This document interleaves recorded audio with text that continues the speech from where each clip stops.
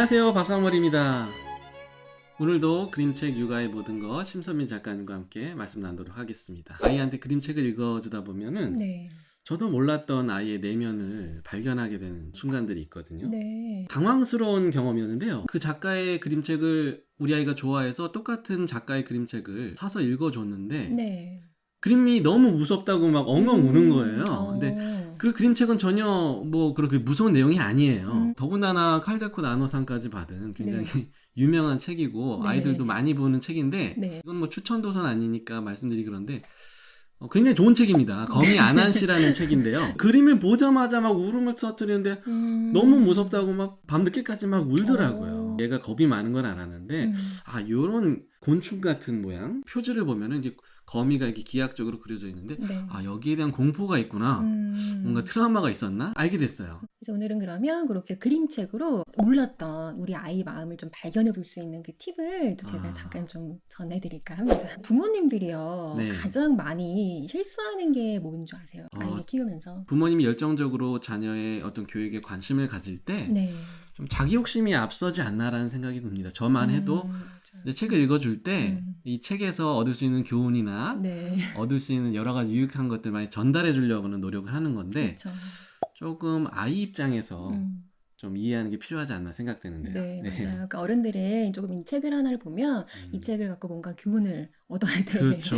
네, 이런 생각을 많이 하고 또 하나 이제 가장 많이 하는 실수 중에 하나는 뭐냐면 나는 우리 아이를 다 잘 알고 있다라고 생각하는 게 가장 큰 실수인 것 같아요.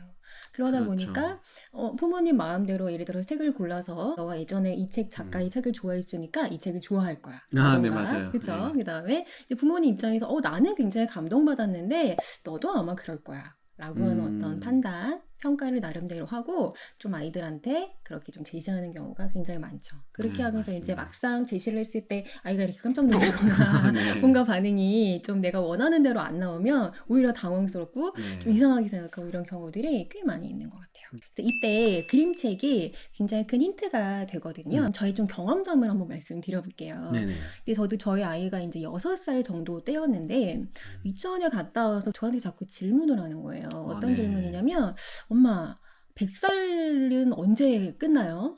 엄마는 지금 몇 살이에요? 엄마 100살 되면 어떻게 되는 거예요? 엄마는 얼마나 나와서 계속 이걸 물어보는 거예요. 근데 저는 그때 뭐 6살짜리 아이였고 이 아이가 뭔가 뭐 심오한 어떤 내용을 갖고 물어본다는 생각을 안 하고 그냥 귀엽게 생각했던 것 같아요. 그리고 뭐 그냥 대충 이렇게 대답을 했어요. 근데 아이가 자기 전까지도 계속 그거를 물어보더라고요. 그러면서 책을 하나 가지고 왔는데 그 책이 뭐냐면 지구별 소풍이라는 그림책이었거든요. 지구별 소풍이요? 네. 엄마가 이제 백혈병으로 죽는 이야기예요. 아이고. 제 입장에서는 엄마가 좀 죽고 너무 좀 슬프고 속상한 이야기니까 아이한테 그러네요. 한 번 정도 읽어주고 안 읽어줬던 것 같아요. 그렇죠. 읽어주기가 좀 부담되죠. 그런 책들이. 네, 그러니까 혼자 저 혼자 판단하고 이 아이한테는 죽음을 얘기를 하는 거는 적절하지 않을 거야 라고 좀 생각을 하고서 안 읽어줬던 것 같은데 아이가 그 책을 가지고 오는 거예요.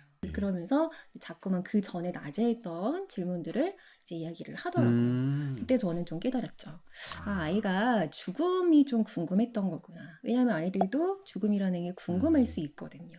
그렇네요. 네. 혹시라도 엄마가 이 그림책처럼 나랑 영원히 같이 있지 못하고 네. 먼저 떠나는 거 아닌가라는 걱정을 했겠는데요. 그쵸. 네네.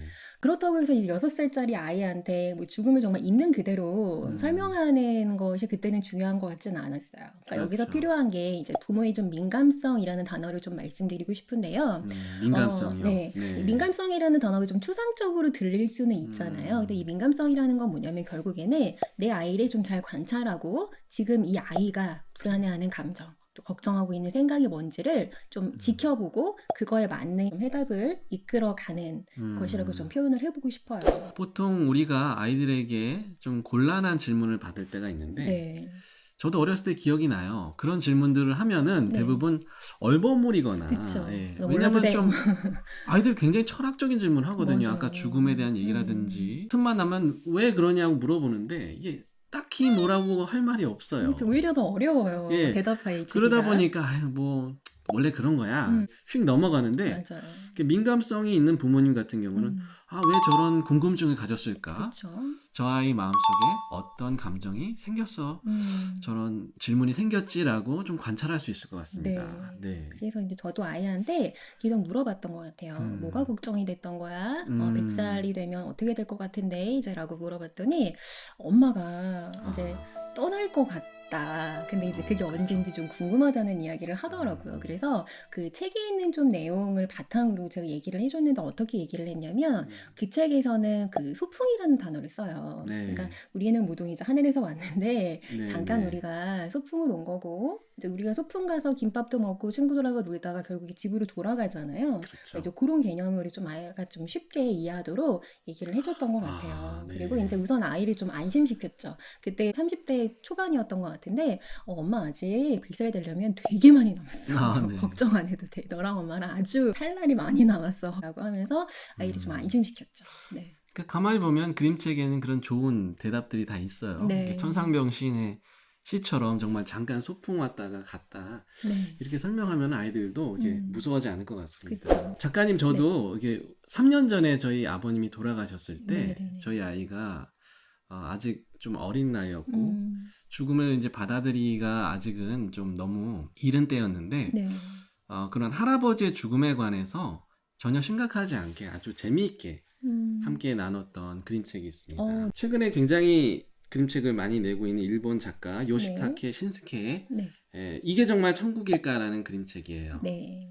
예, 이 책에는 할아버지가 이제 돌아가시고 나서 남겨진 그 노트를 보고서 할아버지가 죽기 전에 어떤 생각을 하셨고 또 지금 할아버지는 과연 죽은 다음에 어디에 계실까 이런 재미있는 상상들을 하는 그림책입니다. 네. 자기가 앞으로 죽으면 과연 천국에 갈까 지옥에 갈까 또 천국에 가면 나는 어떤 모습일까 노트에다 기록한 거를 네. 손자가 발견하고 유품을 이렇게 살펴보면서 자기도 죽은 다음의 세계에 대해서 한번 생각하게 된다는 내용인데요. 네네. 그림들이나 이 모든 내용이 너무나 익살맞고 해악스러워서 어떤 공포심을 전혀 느끼지 않고도 맞아. 그 죽음에 대해서 가볍게 생각할 수 있는 그러한 내용들로 구성이 되어 있어요. 그래서 아이하고 이걸 읽었을 때 죽음이 반드시 두려운 공포의 대상이 아니라 어떤 다른 세계로 또 들어갈 수 있는 하나의 과정이라는 거를 자연스럽게 심어줄 수 있었고 내용 자체가 아주 재밌습니다. 네. 아이가 만약에 죽음에 대해서 궁금해했을 때 그냥 얼버무리거나 어떤 부모님은 아예 죽음에 관한 내용만 나면 TV를 아예 꺼버린다는데 맞아요. 제가 생각하기엔 그건 본인이 죽음에 대한 어떤 문제를 해결하지 못했던 거지 맞아요. 아이들은 얼마든지 극복할 수 있거든요. 그렇죠. 그리고 궁금해할 수 있고요. 그냥 넘어가지 마시고 왜 그런 질문을 가졌을까 민감하게 관찰하신 다음에 네. 그 의문에 대해서 함께 고민해 나가신다면 네.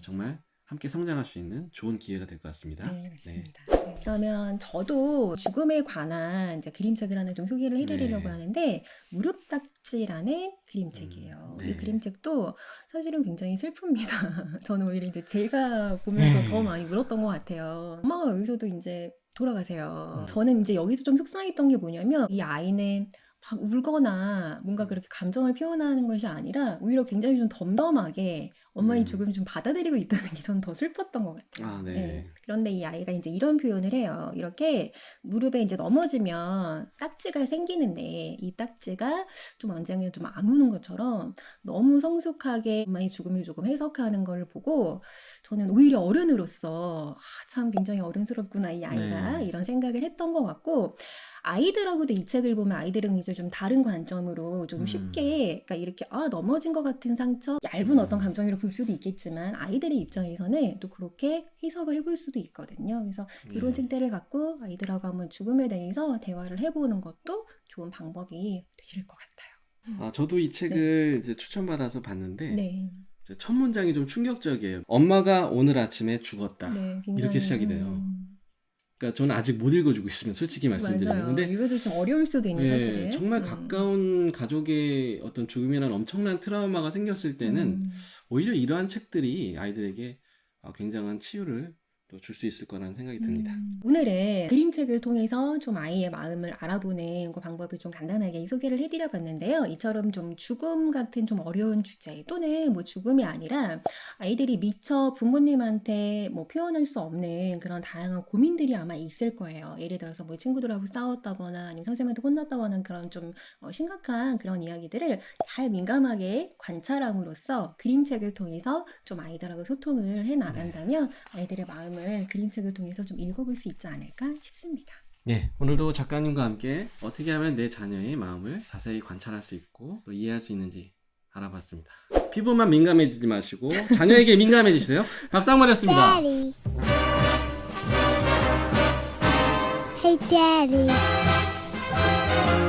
What's that there?